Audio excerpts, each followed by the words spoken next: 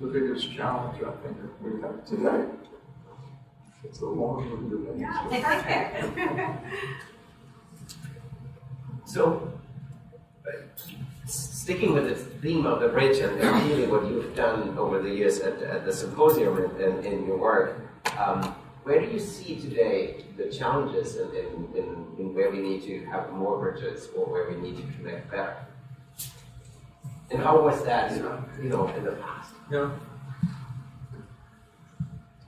It's a very good question for two reasons that come to mind. One is that hepatology as a discipline was very late in bringing, in those days, modern biochemistry into hepatology. It was strongly dominated by histopathology and interpretive histopathology. A long period of time.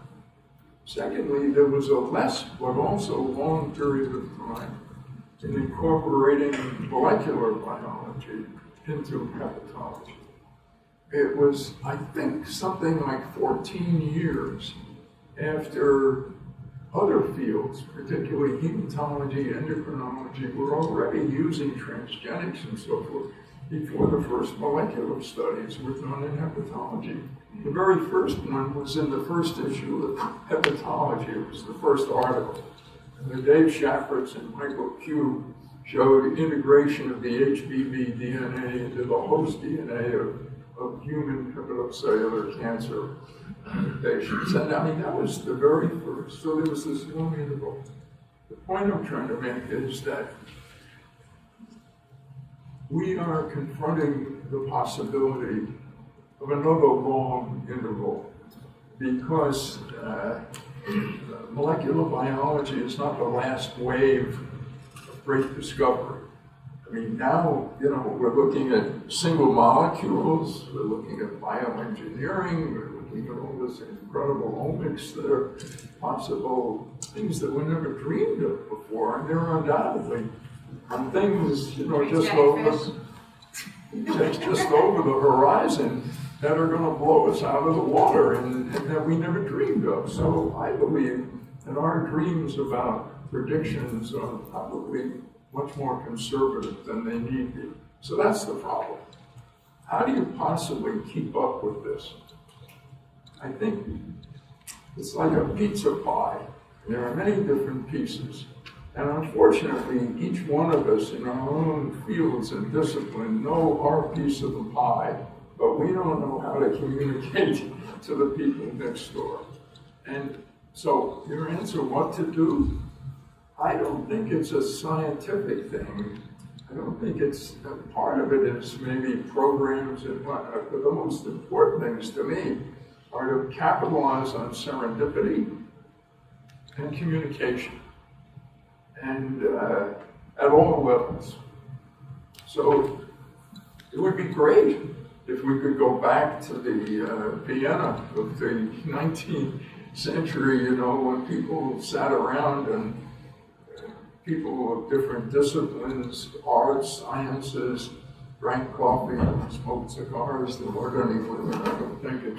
And they shared ideas. So you find out, how Freud influenced Klimt, and Klimt influenced the pathologists. I mean, there are things in common that are broad, and of course it goes far beyond into the natural sciences and biology.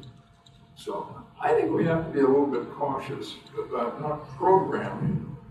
We know what the big health problem, we know what the diseases are, but we don't have a clue as to where the new bright ideas are.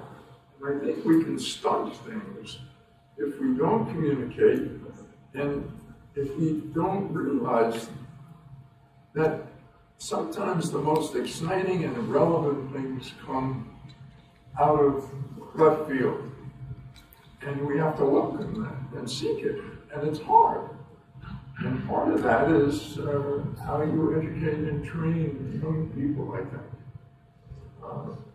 That doesn't answer your question. It does and it doesn't, but and I think when St. Ita and I thought about where we would hold this symposium, right? One of that idea that we just mentioned was, here we bring it to the epicenter of genome biology, where there's more biotech and pharma in a quarter-mile perimeter than anywhere else, where we actually can at least bring different disciplines together. We haven't gotten to the artists yet, but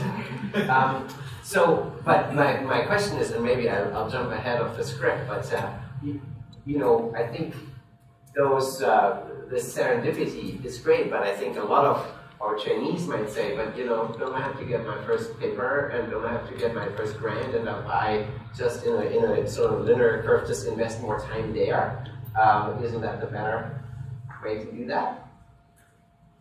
This is the problem we confront, idealism and reality. And the reality is, it's a very difficult world to be trained and to be accomplished and to move ahead. That's the sadness of our time. And it's a reflection in many different areas. Probably the best example I can think of is, I think one of the greatest advances in medicine is the fact that hepatitis C is the first virus disease to ever presumably be cured by a drug that's manufactured out of structural analysis of a virus and a receptor. I mean, that's a phenomenon. That's a paradigm. That's never happened in any other disease. So why don't we just eradicate or treat everybody with hepatitis C? Because we live in a real world. And it costs too much money, and nobody wants to foot the bill for it. And the poor, even in the United States, don't get their hepatitis C treated, and they go on to all sorts of terrible consequences. So that reality and the practical aspect of public health and policy intersects with the reality of young people in training. Now, I don't know what the answer. I don't think anybody has the answer other than to keep pushing to try and make the policymakers more aware to encourage science, not to discourage it. This is a huge problem on a basic educational level, where people around the country are taught about science is sometimes pretty abysmal. So what do you tell someone? Study the liver.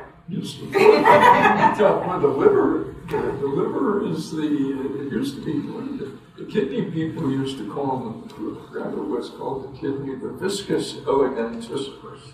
That was in the heyday of the nephron. I think the liver's already taken that over because the kidney people have done very well in treatment and so forth, by and large. But the liver still is an expanding and wide open opportunity.